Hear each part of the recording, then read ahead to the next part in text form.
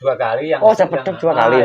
Yang pertama itu saya tolak karena risiko pekerjaan apa cukup. Waktu itu apa Pak? Di peleburan Mas. Oh, di peleburan baja lagi Pak ya. Buat teman-teman yang mau proses ke sini ke Taiwan, intinya jangan pernah takut lah intinya. Yang jelas untuk kedepannya bagus juga. 1000 alasan tidak membuat Anda sukses. Tindakan hari ini yang menunjukkan Anda punya semangat. Taiwan tak seindah foto profil. Masih ingat pesan dari saya, jauhin narkoba, deketin mama muda. Selepet. Mau ke Taiwan jangan pernah banyak alasan. Terima kasih. Ingat, sukses dan tidaknya kembali kepada diri Anda masing-masing. Trans B7 Maho. Nyawa Pak. Kok malah guyu loh? Nyawa. Bisa kan kok guyang-guyang kok? Aku bingung biasa. Kok apa nggak salah? Salah. Gila loh, relnya itu kita seperti ini. Jadi kalau bikin video itu tidak ada tag, kita tidak ada rekayasa, kita relnya seperti ini. Betul nggak Pak? Betul Pak. Yang jelas dari apa ya? Murni hasil apa ya? Bukan rekayasa lah intinya. Pokoknya pengalaman kita pribadi dari puncak proses awal nyampe ke sini lah. Intinya relnya kita yang mulai lagi. Mulai. Loh, apa mulai Mas? Wes mulai woy. Dibuka dulu kok. Oke lur. Assalamualaikum warahmatullahi wabarakatuh. Salam sehat, salam seduluran dimanapun Anda berada. Tentunya masih dalam keadaan sehat tanpa ada kurang sosial apapun. Masih kembali di Trans B7, berbagai cerita, sharing pengalaman ataupun mungkin keluh kesah sejauh ini yang kita rasakan di Taiwan. Dan di kesempatan malam ini sangat luar biasa. Kita masih bertemu lagi, mungkin bisa dikatakan senior atau juniornya, nanti kita bertanya. Dan yang baru menemukan channel Trans B7, jangan lupa untuk komen, like, dan subscribe-nya biar tidak ketinggalan video-video berikutnya. Oke, kita mulai untuk bertanya-tanya, karena dari tadi beliau ini udah nervous duluan, ini bener atau tidak. Dengan Pak Sopo nggih? Sugeng. Wah, Pak Sugeng, wongnya ganteng berarti. Alhamdulillah, lanang kecil Mas. Berarti ganteng nggih? Alhamdulillah. Sampai asli pundi Pak? Asli dari Lampung Timur. Lampung Timur ya? Daerah Brawijaya. Lampung Timur. Lampung Timur. Pokoknya Lampung Timur Pak ya, karena aku juga enggak seberapa paham nih kalau Lampung Timur itu seperti itu. Sama di Taiwan udah berapa bulan, berapa tahun? Baru Mas, baru sekitar kurang lebih 7 bulanan. 7 bulanan ini. Belum lama juga. Alhamdulillah. Terus untuk prosesnya kemarin zaman berapa bulan? Kalau untuk proses sebenarnya saya nggak lama sih Mas. Cuman sekitar 5 bulanan. 5 bulan prosesnya kemarin. Terbang. Jadi sebelum sesudah corona, terus angkatan Omikron lah intinya. Waduh, ini berarti nanti judulnya angkatan Omikron ini berarti. Angkatan Omikron. Terus sama proses. Dari bulan 6, bulan Juni kemarin. Alhamdulillah bulan Juni proses. 7, 8, bulan 9, bulan 10 udah terbang. Berarti 5 bulan proses 5 bulan. Ya? Alhamdulillah. Alhamdulillah. Termasuknya juga cepat lah ya. Ini buat Mas TKI Junior yang kemarin sempat menanyakan untuk prosesnya itu berapa bulan. Beliau tadi sudah menjawab 5 bulan. Jangan pernah patah semangat yang sekarang masih ada di PT ataupun yang ingin berangkat ke Taiwan. Ini loh informasi yang sangat bagus. Betul enggak Pak? Seperti itu. Betul Mas, betul. Sampai umurnya berapa tuh Pak? Maaf nih. Kalau umur saya kurang lebih 39 tahun. Serius ini? Iya. Kenapa dari tadi kok saya tidak menanyakan umur? Karena saya bisa ngelihat wajah sampean nih. Waduh. Tua, Mas, ya? 39 tahun. Mas TKI Junior, tahan dulu Pak. Mas TKI Junior yang kemarin sempat menanyakan untuk umur itu berapa? Beliau mengatakan asli Pak 39 Pak. 39 tahun kurang lebih. Sampai sudah ek atau non? Non. Serius ini? Bener Mas. Murni 39 tahun. Murni. Caranya bagaimana kok 39 masih bisa berangkat ke Taiwan? Di pabrik atau sampean? Di pabrik atau bangunan sampean? Di pabrik saya Mas. Di pabrik? Alhamdulillah. Nih ceritanya bagaimana nih kok bisa sampean senekat itu dengan umur yang sudah menua nih katakanlah Mas? Yang jelas gini Mas ya, apa ya? Karena kehidupan di Indo ya tergantung nasib lah semua. Cuman karena saya pengen lebih untuk membahagiakan intinya keluarga, anak istri. Jadi ya siapa tahu lah kita ngerubah nasib di negeri sini di Taiwan sini intinya seperti itu. Terus ya, untuk apa ya mengembangkan usaha yang jelas intinya buat masa depan nantinya lah ya. Sedikit tak potong Pak, dengan umur 39 tahun itu apakah pihak PT tidak maksudnya gini, wah maaf nih umurnya segini kok bisa diterima gitu. Apa waktu itu yang ditanyakan oleh PT, Pak? Jadi gini ya, untuk teman-teman yang mau proses, jadi masalah umur itu nggak pengaruh sebenarnya.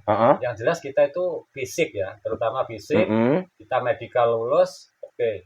Yang jelas kita apa ya, untuk masalah umur nggak terbatas ya, selagi kita masih mampu, masih kuat fisik.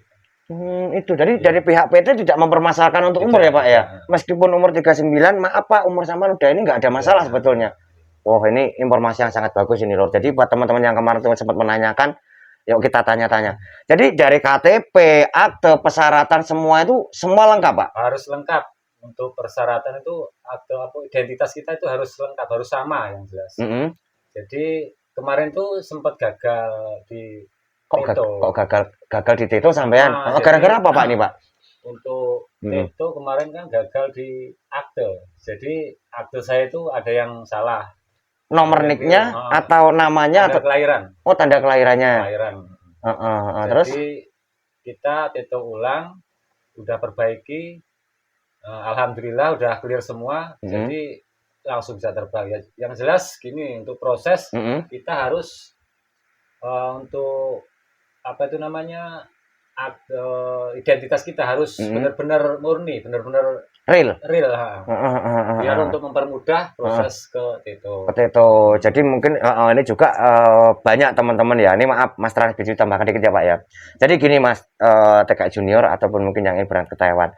Sebelum Anda masuk ke PT ataupun mungkin lewat sponsor, dicek dulu dari KTP, akte, KK, terus mungkin ya itu ya Pak ya, akte, KK, KTP itu harus data diri dulu Pak ya. Nah itu dicek dulu.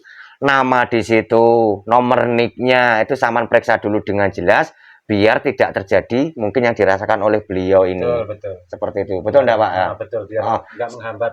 Betul. Setelah Saman terjadi mental tadi untuk di Teto, Saman berarti gagal untuk di Teto. Ngulangin lagi berarti. Ngulangin lagi. Oh, berarti waktu 5 bulan itu karena Saman mental di Teto ya mungkin ya. Jadi kalau nggak mental di Teto mungkin ya juga udah 3 bulan udah terbang. Cepet. 3 bulan udah terbang. Saman maaf nih, Saman dari Lampung tadi melalui sponsor atau jalan sendiri Pak maksudnya? Sponsor ya. Oh pakai sponsor, jadi nggak langsung ke Jakarta sendiri.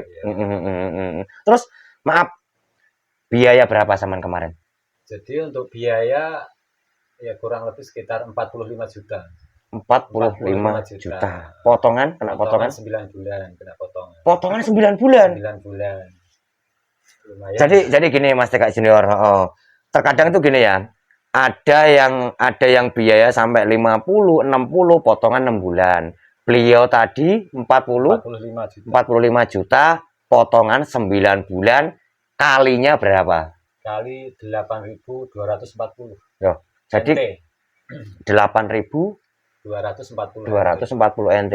Itu kalau dihitung-hitung sebetulnya biaya di nominal 65 potongan 6 bulan, 48